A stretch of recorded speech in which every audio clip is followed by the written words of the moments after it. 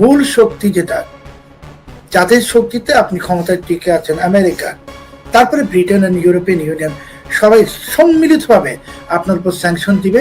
আপনি হামাসকে প্রশ্রয় দিচ্ছেন, আপনার উপর সম্মিলিতভাবে স্যাংশন দিবে, আপনি আল কায়দাকে প্রশ্রয় দিচ্ছেন, আপনার উপর সম্মিলিতভাবে স্যাংশন দিবে, আপনি ইসলামিক স্টেটকে প্রশ্রয় দিচ্ছেন। এই বাংলাদেশের প্রধানমন্ত্রী, স্বরাষ্ট্রমন্ত্রী, বাংলাদেশের সেনাপ্রধান, ডিজিএফআই প্রধান, এনএসআই প্রধান, স্পেশাল ব্রাঞ্চ প্রধান, স্বরাষ্ট্র সচিব, এরা সবাই এখন পশ্চিমা বিশ্বের নিষেধাজ্ঞা ঝুঁকিতে আছেন।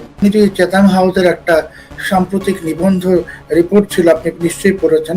সেখানে কিন্তু বলেছে যে বাংলাদেশে আর নেপালে আবারও সরকার পরিবর্তন হবে। দেশ যে বিপজ্জনক গোষ্ঠীর হাতে চলে যাচ্ছে তার দায় একদিন সেনা প্রধানকেও নিতে হবে। হয়তো এই জামাত বিএনপি সরকারের আমলে তিনি বেঁচে যাবেন, কিন্তু আওয়ামী লীগ ফিরলে তখন কি তিনি বাঁচতে পারবেন?